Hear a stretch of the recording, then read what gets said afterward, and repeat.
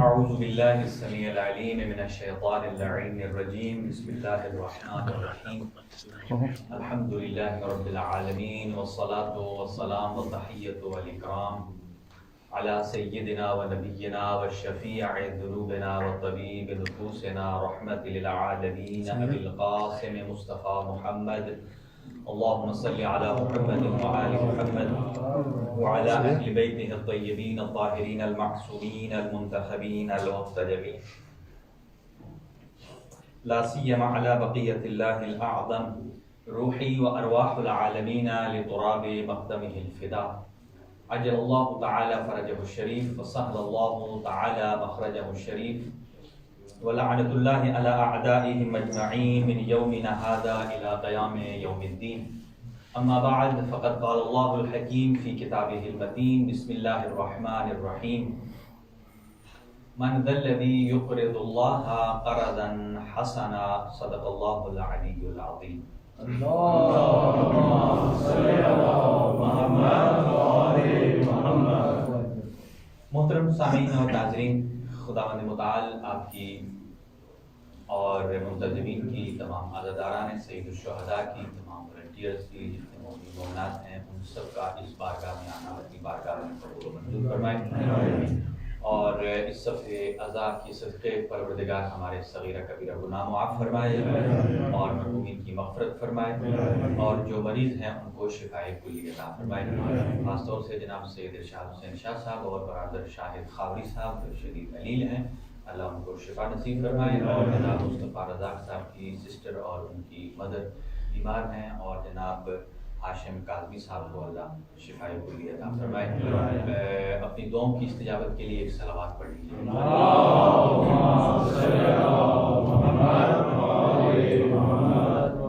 حاضرین گرامی قدر، جیسا کہ ماہ محرم الحرام کی آمد ہے اور شب محرم ہے، یقیناً ایسا ہی ہوگا، اور ہر ماہ محرم الحرام میں کچھ باتیں تبرکن و تیمنن اور کچھ باتیں تذکر کے عنوان سے کی جاتی ہیں، اپنے آپ کو سنانے کے لیے، اپنی آنے والی نسل کو سنانے کے لیے، اپنے دوست احباب کو سنانے کے لیے، اور وہ یہ کہ عزاداری سید الشہداء کے انعقاد کی بنیادی وجہ کیا ہے. یہ چیزیں بتانی انتہائی ضروری ہیں، چونکہ عزاداری سید الشہداء ایک تہذیب کا نام ہے. تہذیب کو شاید ڈیفائن کرنے میں مختلف الفاظ استعمال ہوتے ہوں. تہذیب کہتے ہیں کہ کسی بھی کلچر، کسی بھی سوسائٹی، کسی بھی اجتماع کے انتہائی پر ادب طریقہ کار کو اس کی تہذیب کہا جاتا ہے. کچھ افراد بولنے کا سلیقہ اچھا رکھتے ہیں، اسے کہا جاتا ہے بڑی اچھی تہذیب کا مالک ہے. اٹھنے بیٹھنے کا انداز بتاتا ہے کہ اچھی تہذیب کا مالک ہے. گفتگو کا انداز بتاتا ہے. تو واقعہ کربلا میں کس قسم کی تہذیب پوشیدہ ہے؟ تو علماء کرام نے لکھا ہے کہ واقعہ کربلا تمام تر تہذیبوں کو اگر جمع کیا جائے تو سب سے اعلیٰ و عرفہ تہذیب کربلا ہے. اور وہ کس عنوان سے، اور اس تہذیب کربلا کی عزاداری سید الشہداء کی تیاری کب سے ہے؟ ایک عام فہم لوگوں کے ذہنوں میں سوال جاتا ہے کہ سید الشہداء امام حسین علیہ السلام کی کربلا میں 61 ہجری کی شہادت کے بعد شیعوں نے یہ اہتمام کیا، جبکہ یہ سراسر درست نہیں ہے. البتہ حسینیت کسی مسلک کا نام نہیں ہے، توجہ چاہوں گا. حسینیت کسی مسلک کا نام نہیں ہے. حسینیت یہ آپ نہیں کہہ سکتے. اچھا مجھے ایک سوال کا جواب دیجئے، پھر آگے بڑھتا ہوں. کیا کوئی رسول، اللہ کا نمائندہ، چاہتا ہے کہ اللہ کی مخلوق کو یا اپنی امت کو 2 حصوں میں تقسیم کر دے؟ قطعاً نہیں چاہتے. کیوں؟ اس لیے کہ 2 حصوں میں تقسیم کر دینا یہ پازیٹیو پوائنٹ نہیں ہے بلکہ نیگیٹو ہے. یہ ہدایت کی علامت نہیں ہے، یہ گمراہی کی اور راستے سے ہٹنے کی علامت ہے. کیونکہ اللہ کا نبی جب آتا ہے تو اللہ ایک، پیغام ایک، اور تمام تر انبیاء کا مقصد ایک. جب ایک عام نبی، یعنی ظاہر ہے اللہ تعالیٰ نے 1,24,000 انبیاء کو بھیجا، اور 1,23,999 انبیاء جو جتنے گزرے ہیں حضرت رسول اکرم صلی اللہ علیہ وآلہ وسلم سے پہلے، محمد وآل محمد، ہمارا عقیدہ ہے کہ گزشتہ جتنے انبیاء ہیں ان سے افضل سید الانبیاء حضرت محمد مصطفیٰ صلی اللہ علیہ وآلہ وسلم کی ذات بابرکت ہے. اور ایک اور بات اپنے نوجوانوں کی میموری میں اضافہ کروں کہ جتنے انبیاء ما سلف ہیں 1,23,999، جیسے ہم رسول اکرم صلی اللہ علیہ وآلہ وسلم کے امتی شمار ہوتے ہیں، ایسے ہی گزشتہ تمام انبیاء بھی رسول اکرم صلی اللہ علیہ وآلہ وسلم کے امتی شمار ہوتے ہیں. جیسے یہ امت محمدیہ ہے، گزشتہ سارے کے سارے انبیاء کی مثال رسول اکرم کے درجے کے مقابل میں کیسی ہے کہ جیسے ایک آقا ہے اور دوسری امت ہے. یہ بڑی باریک بات ہے، آہستہ آہستہ اس کو کھولیں گے. اور اللہ تعالیٰ نے ہر نبی کو بھیجا اور وہ ایک ہی راستے کی طرف سب لوگوں کو لائے. اگر کوئی راستے سے ہٹ بھی گیا تو اس کو بھی اسی ٹریک پر لانے کی کوشش کی ہے کہ جو ٹریک جا رہا ہے صراط مستقیم اور اللہ کی طرف. تو کیا سوال یہ ہے، جب عام نبی اپنی امت کو 2 حصوں میں بانٹنا پسند نہیں فرماتے نا؟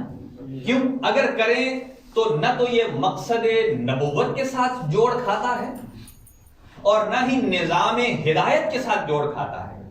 کیونکہ نظام ہدایت میں 2 ہی راستے ہوتے ہیں، ایک سیدھا اور ایک الٹا یعنی گمراہ.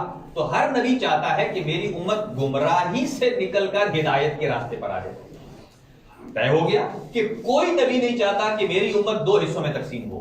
اب میرے سوال کو آپ نے جواب دینا ہے اور اسی سے ہماری گفتگو آگے بڑھے گی. اس لیے کہ جب محرم الحرام چاند نظر آتا ہے اور کربلا یعنی لفظ کربلا ذہن میں آتا ہے تو لفظ کربلا کے ساتھ آپ مانیں یا نہ مانیں، آپ اس کو ایکسپٹ کریں یا نہ کریں، لفظ امامت ضرور آتا ہے.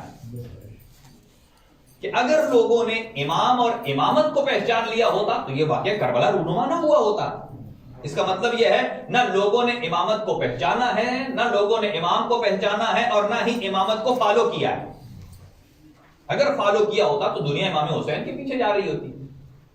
سنیے، تو جب عام نبی نہیں چاہتا میری امت 2 حصوں میں تقسیم ہو، اب جواب آپ نے دینا ہے.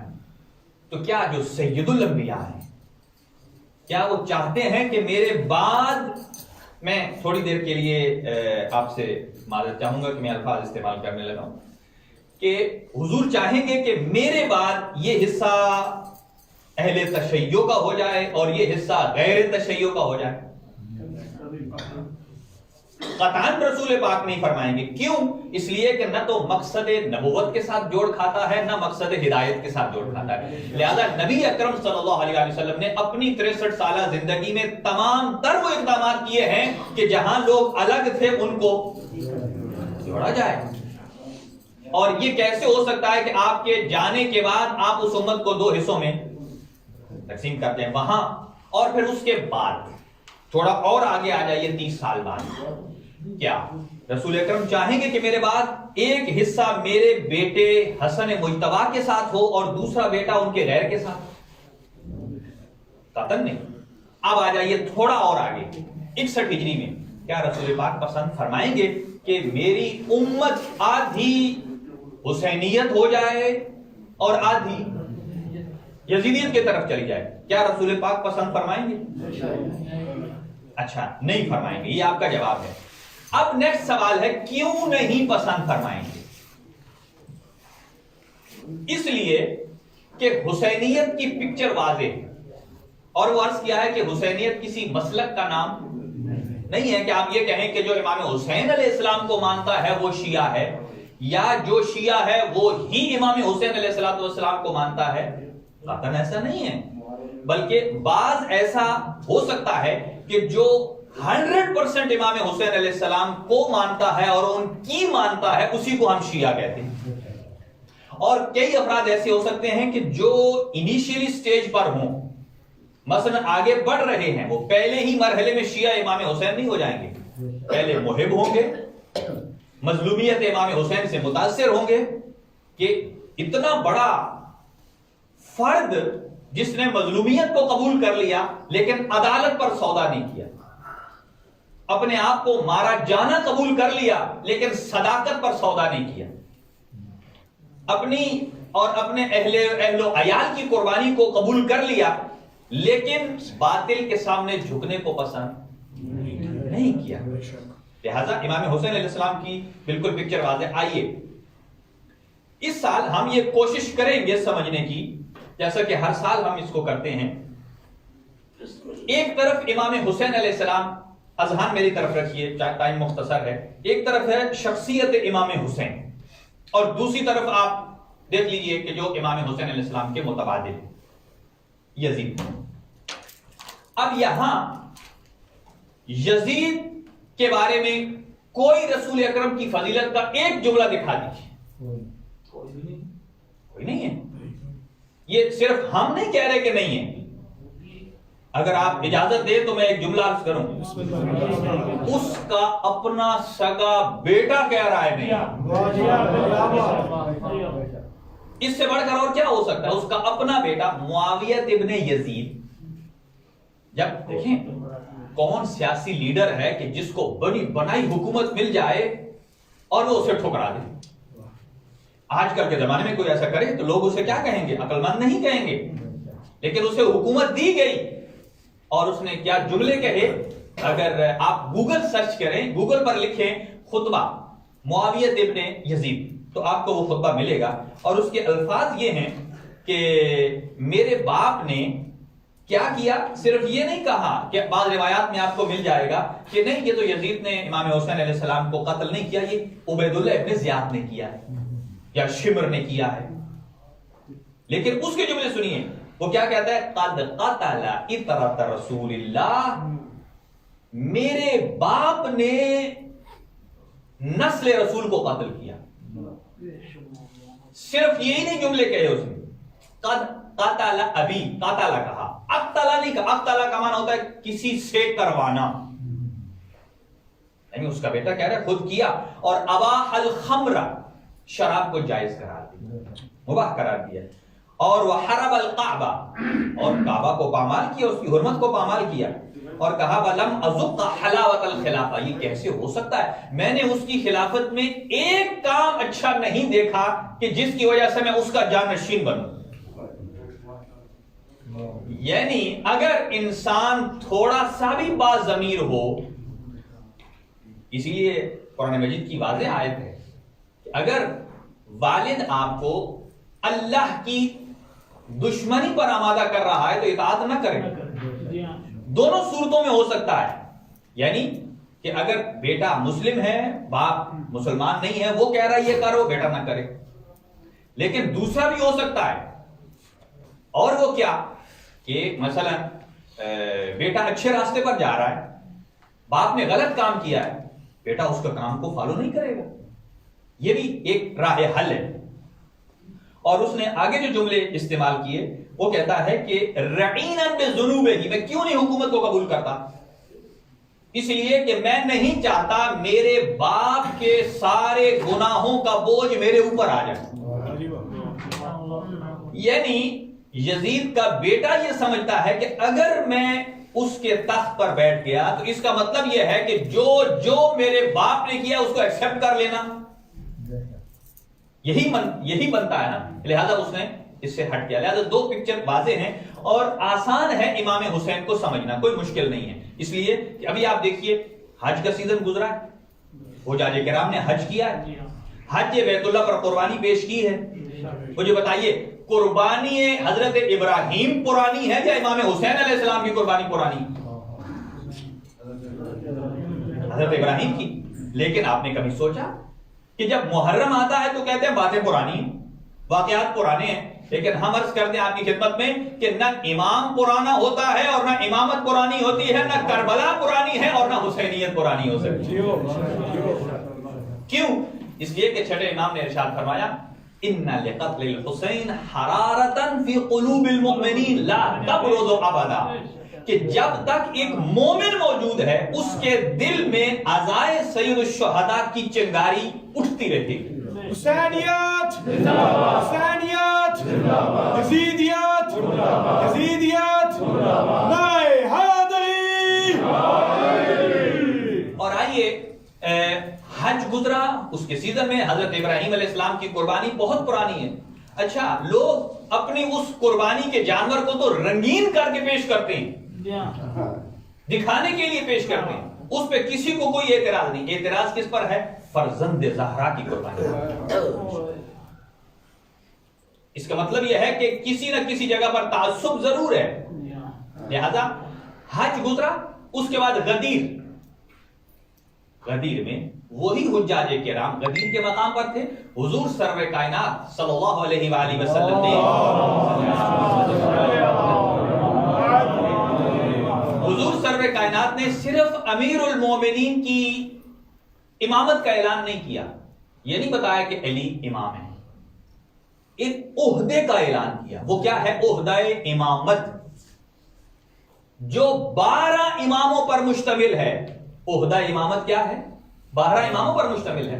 تو رسول اکرم صلی اللہ علیہ وآلہ وسلم نے غدیر میں، ابھی آپ نے دیکھا کتنا آسان ہے، جن ائمہ کا انٹروڈکشن رسول پاک نے فرمایا، پہلے امیر المومنین ہے، پھر امام حسن ہے اور پھر امام حسین ہے۔ امام حسین کا نام ان میں شامل ہے کہ جن سے حضور سرور کائنات نے حجاج کرام سے اگلوایا، کہو یہ میرا نائب ہے، کہو یہ میرا امام ہے۔ جس نے ان کو مانا اس نے مجھے مانا، جس نے انہیں رد کیا اس نے مجھے رد۔ تو ایک نظام امامت دیا غدیر میں، اس میں امام حسین موجود ہے۔ نیکسٹ چلتے آئیے، 24 ذی الحج، مباہلہ۔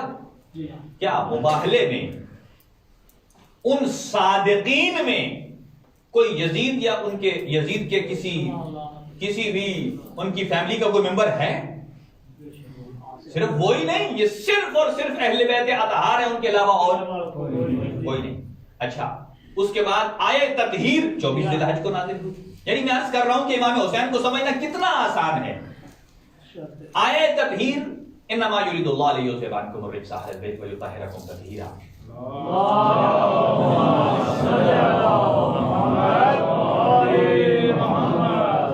اب آئیے، اس آیہ تطہیر میں امام حسین موجود ہیں اور پوری دنیا اس کو تسلیم کرتی ہے۔ بکس بھری پڑی آپ نکال کر دکھانا میرے خیال ہے وقت کا ضیاع ہوگا اور کچھ نہیں ہے۔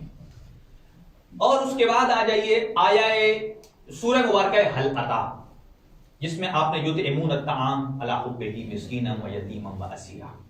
اس میں بھی اللہ تعالیٰ کیا فرما رہا ہے؟ کان سعیکم مشکورا۔ یہ لفظ سمجھنے کے قابل ہے۔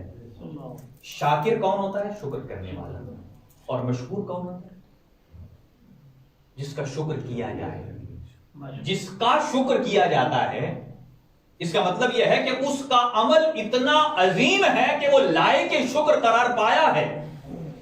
جب آپ اور ہم کسی کے اعلیٰ کام پر شکریہ ادا کرتے ہیں، آپ اندازہ لگائیے وہ کام کتنا اعلیٰ ہوگا کہ جس میں رحمان شاکر واقع ہو رہا ہے اور اہل بیت مشکور واقع ہو رہے ہیں۔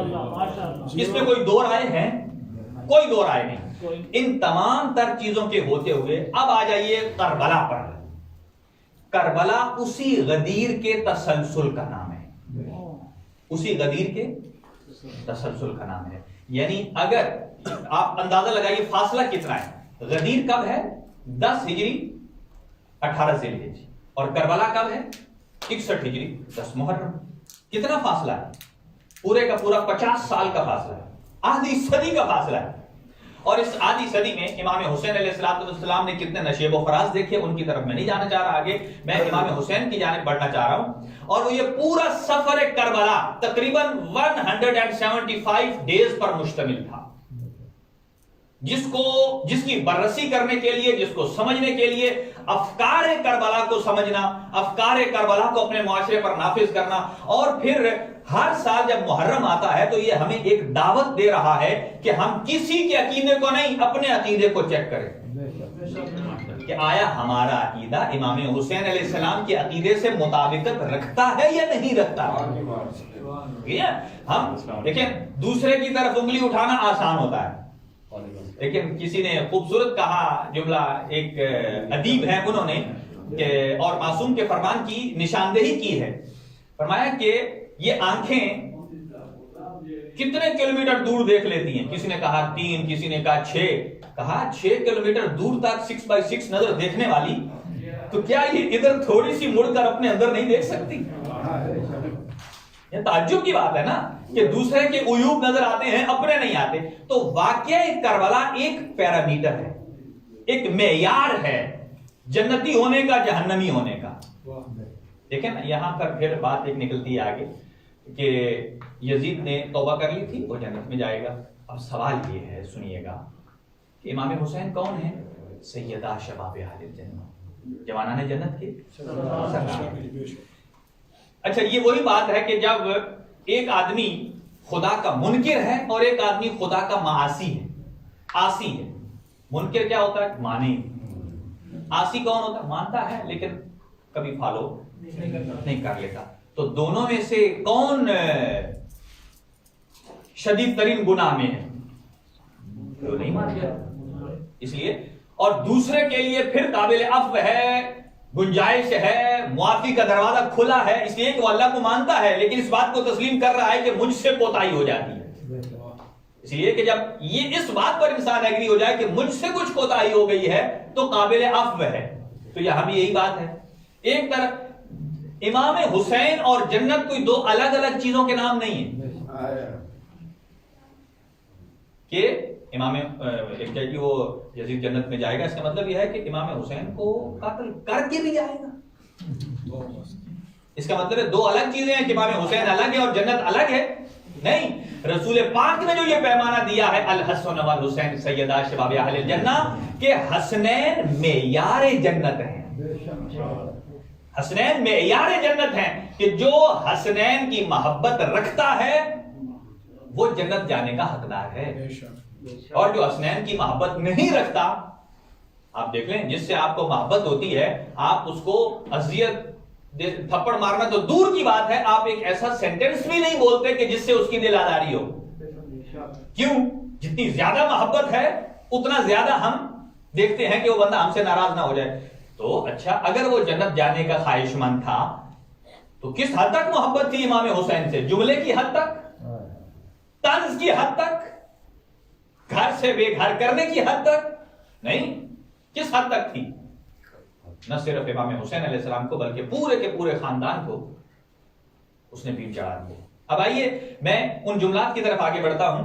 تو یہ تسلسل ہے، واقعہ کربلا جو ہے تسلسل غدیر ہے، وہاں بھی امامت کا اعلان رسول اکرم نے کیا اور یہاں خود کردار بول کے بتا رہا ہے کہ یہی وہ امام ہے کہ جس کا غدیر میں رسول اکرم نے اعلان کروایا۔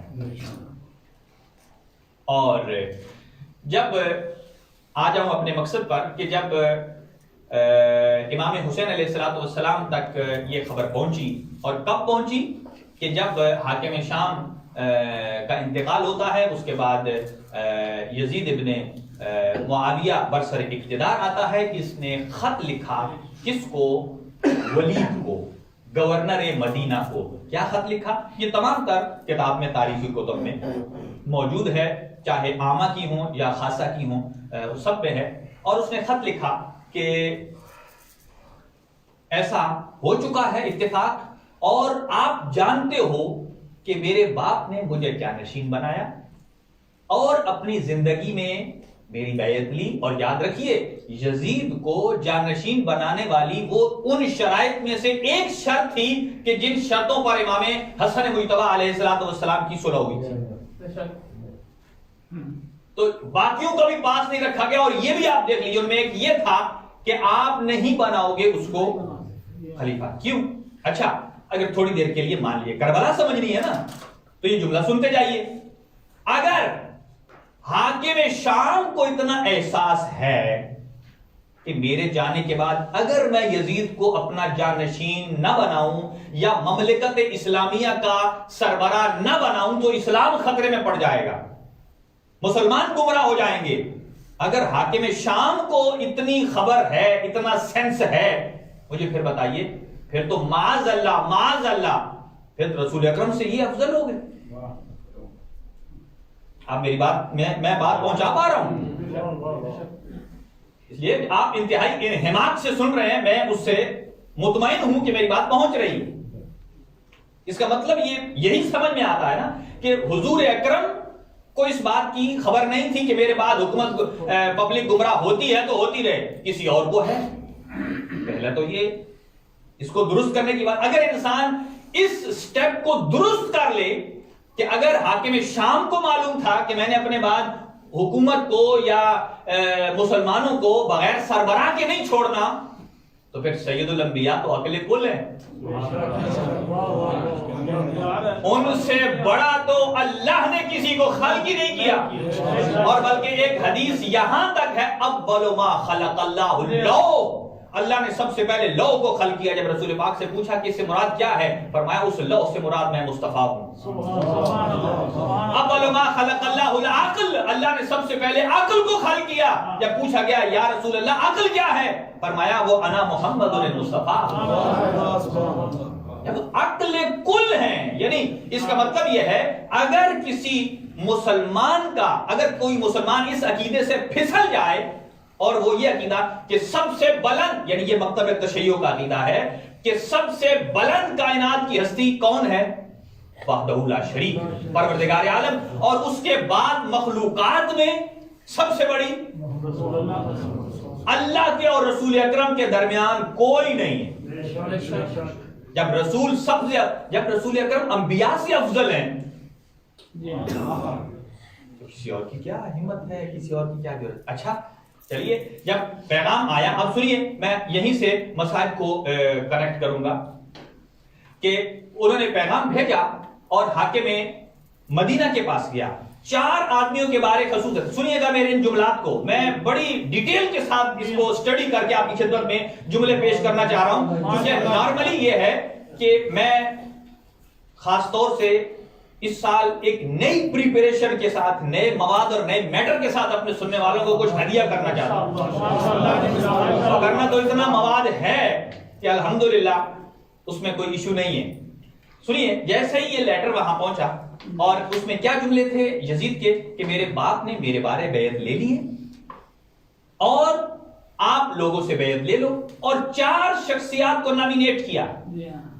عبداللہ ابن عمر، تاریخوں کا میں ضامن ہوں، کتابوں کا میں ضامن ہوں، کوئی کسی کو ڈاؤٹ نہیں ہونا چاہیے۔ عبداللہ ابن عمر 1، عبد الرحمن ابن ابی بکر 2، عبداللہ ابن زبیر 3 اور حسین ابن علی 4۔ کہا یہ 4 ہستیاں سب سے بیعت لے لو، اور ان 4 کے بارے خصوصاً تاکید کی ہے۔ کہا کہ اگر یہ پس و پیش سے کام لیں تو پھر کر گزرو۔ اچھا، جب یہ پیغام پہنچا حاکم مدینہ کے پاس جو ولید تھا، اور یہ بات یاد رکھیے کہ مروان ابن حکم جو ہے وہ حاکم شام کے زمانے میں پہلے مدینے کا گورنر رہ چکا ہے، لیکن کسی وجہ سے حاکم شام نے اسے برطرف کر دیا تھا۔ ظاہر ہے آپ کوئی وزیر اعظم کسی صوبائی وزیر کو اگر اتار دے تو وہ اس کے گیت گائے گا نہیں، وہ ناراض ہے۔ تو مروان ناراض تھا اس سے بھی، اور پھر اس کی جگہ جو آ کر بیٹھے ولید، کیا اس سے وہ خوش ہوگا؟ وہ تو کہے گا اسی نے میرا کھانا خراب کیا۔ لہذا ولید کی اور اس مروان کی آپس میں نہیں لگتی تھی، اور جیسے ہی ولید کے پاس یہ پہنچا اس نے کہا یزید مجھے جو بھی دیتا رہے، میں فرزند پیغمبر کے قتل میں ہاتھ نہیں ڈالتا ہوں۔ اچھا، لیکن جب شورش کا خدشہ ہوا اتنے میں اس نے مشورے کے لیے مروان کو طلب کیا۔ اب مروان کی اپنی حکمت عملی تھی، وہ چاہتا تھا کسی طریقے سے میں اس کو بھی ہٹاؤں جس نے میری جگہ لی ہے۔ بہرحال اس نے مفید مشورے نہیں دیے، اور وہ وہاں آیا اور اس نے کہا کہ فرزند رسول کو بلایا جائے۔ ان دنوں میں عبداللہ ابن عمر وہاں سے چلے گئے مکہ میں، اور ان کی ڈیٹیل بھی عرض کرتا ہوں آپ کی خدمت میں۔ اور یہاں عبداللہ ابن زبیر اور امام حسین علیہ السلام مسجد النبوی میں تشریف فرماتے ہیں. منظر بناتے آئیے میں جلدی کلوز کر رہا ہوں. مسجد نبوی میں بیٹھے تھے, اتنے میں پیغام گیا حاکم مدینہ کا کہ آئیے آپ کو حاکم بلا رہا ہے. عبداللہ ابن زبیر نے مظلوم کربلا سے یہ کہا, اے فرزند زہرا سنیے گا. عبداللہ ابن زبیر کی حکمت اور ان کی معرفت دیکھیے گا سید الشہداء کے بارے میں. کہا اے فرزند رسول, آپ علم ما کان و ما یکون کے عالم ہیں. شاید جملہ میں نہیں پہنچا سکا. آپ علم ما کان و ما یکون کے عالم ہیں. ما کان اسے کہتے ہیں جو آج سے پہلے ہو چکا ہے, وما یکون اسے کہتے ہیں جو تا صبح قیامت ہونا ہے. عبداللہ ابن زبیر یہ جانتے تھے کہ یہ فرزند رسول وہ ہیں کہ جو گزشتہ کی خبر بھی ان سے کوئی چھپی ہوئی نہیں ہے, آئندہ کی حالات سے باخبر ہے. اور اب پوچھتے ہیں آپ بتائیے کہ کیوں حاکم نے بندہ بھیجا ہے؟ کہا آپ تو علم منایا, علم درایا, علم وسایا سب کے ماہر ہے, بتائیے. اب یہاں مظلوم کربلا کے جملے سنیے, یہ ہے امامت, یہ ہے امامت. اور کہا کہ میں نے خواب دیکھا ہے. کیا خواب دیکھا ہے؟ کہ حاکم شام اس دنیا سے جا چکا ہے, تخت الٹ چکا ہے, اور پورے کا پورا وہ جو سلطنت شام ہے وہ خون میں ڈوبی ہوئی ہے, اور اس کے چھینٹے ہمارے پر بھی آ رہے ہیں. اور مظلوم کربلا نے پھر فرمایا بس یہ پیغام ہے اور بیعت کا پیغام ہے. ساری ڈیٹیل بتائی جس کو میں مختصر کر رہا ہوں. کہا اچھا. اتنے میں ایک اور قاصد آئے اور کہا حاکم بلا رہا ہے. عبداللہ ابن زبیر نے کہا اتنی جلدی کائے کی ہے؟ پھر وہ پیغام دیا اس نے. تو مروان نے ولید سے کہا کہ اگر ابھی نہ بلایا, اگر یہاں سے یہ چلے گئے تو پھر پلٹ کر نہیں آئیں گے. میرے خیال سے وہ جانتا نہیں تھا کہ یہ حیدر کرار کا بیٹا ہے, اس کی رگوں میں ابو طالب کا خون ہے, جو جہاں ڈٹ جائے پھر کوہ گرا بن جاتا ہے. کسی مائی کے لال میں جرأت نہیں ہے کہ جو ہٹا سکے. جب پیغام کیا, مظلوم کربلا جانے والے تھے, اور جیسے ہی وہاں گئے کیا دیکھا؟ دونوں سر جوڑ کر بیٹھے تھے. کون؟ مخالف لوگ. یہی جملہ سمجھانا چاہتا ہوں, جو آپس میں مخالف تھے وہ سر جوڑ کر بیٹھے ہیں. مظلوم کربلا نے ایک پہلا جملہ فرمایا, فرماتے ہیں الحمدللہ الذی اصلح بین ذاتکما, مجھے اس رحمان اور رحیم کی حمد ہے جس نے میری مخالفت میں تم دونوں کو جمع کر دیا. اللہ اکبر. جنہوں نے میری مخالفت میں. اچھا آپ سنیے, اگر کوئی کمزور دل آدمی ہوتا اسے یہاں ڈرنا چاہیے یا مضبوط ہونا چاہیے؟ پہلی تو بات یہ ہے کہ وہ احترام سید الشہداء میں کھڑے بھی نہیں ہوئے. ظاہر ہے کوئی آدمی جو اب تک کھڑا ہو رہا ہو اور ابھی کھڑا نہ ہو تو خوف دل میں آتا ہے, اور دو جب مخالف جمع ہو گئے. لیکن نہیں, مظلوم کربلا کے اس جملے نے یہ بتا دیا ہے کہ اگر تم خوف دیکھنا چاہتے ہو تو خوف تم دونوں میں پایا جاتا ہے, مجھ حسین ابن علی میں نہیں ہے. اور پھر اس کے بعد انہوں نے جملے کہے, بیعت کا مطالبہ کیا, اور معروف جملے ہیں. آپ نے فرمایا ابھی رات کی تاریکی میں کیوں بیعت لے رہے ہو؟ یہ ہے حسینیت. اسی لیے غدیر یعنی اسلام سارا راتوں پر مشتمل ہے. شب برات ہے, شب قدر ہے, پتہ نہیں شب کون سی ہے, لیکن دن ایک ہی چمکتا ہے. وہ کون سا دن ہے؟ غدیر کا دن ہے. اور مظلوم کربلا نے فرمایا اگر اعلان کرنا ہے تو سب کے سامنے کرو, اگر بیعت لینی ہے تو حسین چھپ کر نہیں لے گا. اب جملہ سنیے گا کیوں حسین فرماتے تھے ہیہات من الظل, کہ حسین کے لیے چھپ کر زندگی گزارنے سے بہتر یہ ہے کہ انسان میدان میں جائے اور مارا جائے سر فخر سے بلند ہوگا. چنانچہ کہا کہ کل تک کے لیے. اس نے کہا نہیں, ابھی کیا ضرورت ہے, جہاں سے مسائل کی ابتدا ہوتی ہے. لیکن میں اب وقت اتنا نہیں ہے, اس کے بعد عزاداری سید الشہداء بھی ہے اور میں اس کی جانب بھی بڑھوں گا. اجازت اپنے جتنے بھی ہمارے عزاداران سید الشہداء ہیں تاکہ فرصہ دے سکیں جی بھر کے.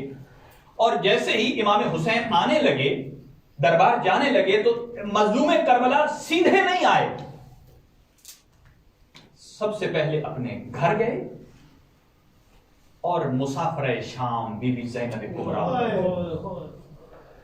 کتنا مقام ہے علی کی بیٹی کا کہ وقت کا امام اگر حسین ہے تو بھی زینب سے مشورہ لیتے ہیں، اور اگر وقت کا امام زین العابدین ہے تو وہ بھی اپنے فیصلے کا انتہائی ممبر جسے سمجھتے ہیں وہ زینب بنت علی ہے۔ اور کہا میں دربار جا رہا ہوں، بی بی نے فرمایا بھیا آدھی رات کو دربار؟ اور یقیناً کہا ہوگا اے میرا بھیا جب سے میری ماں دربار میں گئی ہے تب سے زینب کو کسی دربار پر کوئی بھروسہ نہیں ہے، اور جب سے میرے بھیا حسن کے جنازے پر تیر لگے ہیں نا تب سے زینب اپنے بھیا حسین کو کسی کے حوالے کرنے کو تیار نہیں ہے۔ آج چاند رات ہے نا، اور آپ چاند دیکھا کرتے ہیں، ہر مہینے کا چاند آتا ہے، لیکن یہ جو محرم کا چاند ایسا چاند ہے کہ جو ہر عزادار کے دل کو غم کے سمندر میں ڈبو کے چلا جاتا ہے۔ آپ اور ہم کس اہتمام کے ساتھ آئے ہیں کہ عزاداری سید الشہداء کریں گے، ہم گریہ کریں گے، ہمارے دل کا بوجھ ہلکا ہو جائے گا۔ 1400 سال کے بعد امام صادق علیہ السلام فرماتے ہیں اللہ رحم کرے ان رخساروں پر جن پر مظلوم کربلا کا گریہ بہتا ہے۔ اجرکم علی اللہ، اپنی آوازوں کو اور بلند کیجئے تاکہ دختر پیغمبر کی بارگاہ میں آپ سرخرو ہو سکے۔ اور جب کہا نا، اور جیسے ہی جانے لگے تو کہا بھیا ذرا سنبھل جائیے۔ اتنے میں وہ علی کی بیٹی جس کو مان تھا شیر خدا کے بیٹے شیر پر ایک مرتبہ آواز لگائی عباس اجرکم علی اللہ، عباس آئے جی آقا زادی، کہا اپنی فوج کو بلاؤ، کہیں سے اکبر آئے، کہیں سے اور محمد آئے، کہیں سے قاسم آئے، اور ساری فوج کو جمع کیا، کہا جاؤ اور میرے آقا کو تنہا نہ چھوڑنا۔ اب یہاں شیخ مفید کے جملے سن لیجئے، کہا مظلوم کربلا جب چلے عباس ساتھ تھے اور وہاں دربار کے دروازے پر کھڑا کر دیا، کہا اگر میری آواز بلند ہو جائے، اگر میری آواز بلند ہو جائے، تکبیر بلند ہو جائے تو داخل ہو جائیے گا۔ اور جیسے ہی وہاں مظلوم کربلا نکلنے لگے تو مروان نے کہا اے ولید اگر یہاں سے حسین نکل گئے پھر واپس نہ پلٹیں گے۔ اتنے میں مظلوم کربلا نے پلٹ کر ایک جملہ کہا یبن الزرقاء اتقتلنی ام ہوا، اے نیلی آنکھوں والے کے بیٹے آیا تو مجھے قتل کرے گا یا یہ قتل کرے گا؟ بس یہ آواز بلند ہونی تھی۔ شیخ مفید فرماتے ہیں کہ ادھر سے عباس نے اپنے پیر کی ٹھوکر سے دروازے کو ٹھوکر ماری اور کھل گیا دروازہ، اور سامنے جا کر کہتے ہیں آقا حکم دیجئے اس کا سر قلم کر دوں یا اس کو اڑا دوں؟ لیکن اتنے میں مظلوم کربلا نے ایک مرتبہ عباس کی پشت پہ ہاتھ رکھا اور کہا اے عباس یہ کربلا نہیں، یہ میرے جنگ رسول کا مدینہ ہے۔ اور عباس نے اپنی تلوار کو نیام میں رکھ لیا، گویا عباس نے بتا دیا کہ ہماری تلوار جذبات سے چلتی نہیں ہے اور نہ ہی جذبات سے نیام میں جاتی ہے، اگر یہ نکلتی ہے تو اس میں امام سے نکلتی ہے، اور اگر نیام میں جاتی ہے تو اس میں امام سے جاتی ہے۔ اجرکم علی اللہ، بس میری گفتگو تمام ہوئی، بس مظلوم کربلا واپس آئے، رخت سفر باندھ لیا۔ یہ تسلسل سے مصیبتیں عرض کرتا رہوں گا۔ 175 دن کا سفر ہے، جب سے انکار بیعت کیا 12 دن مدینہ میں ٹھہرے اور 132 دن مکہ میں ٹھہرے، 23 دن راستے کا سفر تھا، 8 دن کربلا تک پہنچے، کربلا میں رہے، یہ سفر تھا۔ اور جیسے ہی گھر گئے اور رخت سفر باندھ لیا۔ نہ جانے اس خاندان کو آدھی رات کا وقت کیوں پسند ہو۔ جناب زہرا کا جنازہ اٹھا ہے تو آدھی رات کو جنازہ اٹھا، سامان سفر تیار ہوا۔ بس ایک روایت سن لیجیے اور تمام۔ جب یہ قافلہ نکلنے لگا نا، دیکھیے کہ اگر کوئی اپنے دل میں کربلا کو بسا لے نا تو ضروری نہیں ہے کہ کربلا جائے، ضروری نہیں ہے مدینہ جائے، جہاں بھی مظلوم کربلا کا نام آتا ہے، علی کی بیٹی کا نام آتا ہے، آنکھوں سے آنسو आंसुओं के चश्मे फूट पड़ते हैं। एक मतलब उर्वा गफारी जो दोनों आंखों से नाबीना भी है और दोनों कानों से बहरा भी है। जब जिस रात मजलूम करबला ने निकलना था ना, उस रात सोया नहीं है। कभी ये करवट बदलता है, कभी ये पहलू बदलता है, पास में अपनी मौजूद जौजा को हिलाकर कहता है कि ऐ कनीज़े खुदा, मुझे ये बता आज रात को ऐसा तहव्वुल कैसा नजर आ रहा है, कैसी तब्दीली नजर आ रही है। मैं तो इतना बदबख्त हूँ, मैं तो बादलों के गरजने की आवाज नहीं सुन सकता, लेकिन आज न जाने फजा में कैसे बैलों की आवाज आ रही है, मैं सो नहीं पाता हूँ। अदादारों, उसकी बीवी ने कान के करीब आकर कहा, आज क्यों ना मदीने की फजा सोगवार हो जाए, इसलिए कि आज फर्जंदे पैगंबर मदीना छोड़ रहा है। और सिर्फ अकेला नहीं है, साथ ज़ैनब कुबरा भी जा रही है और साथ सकीना भी जा रही है, जो आज तो जा रही है। अज़ादारों, आज सलाम कर लो, अभी अली की बेटी के हाथ खुले हैं, आपको जवाब दे देगी, लेकिन 10 दिन के बाद अली की बेटी के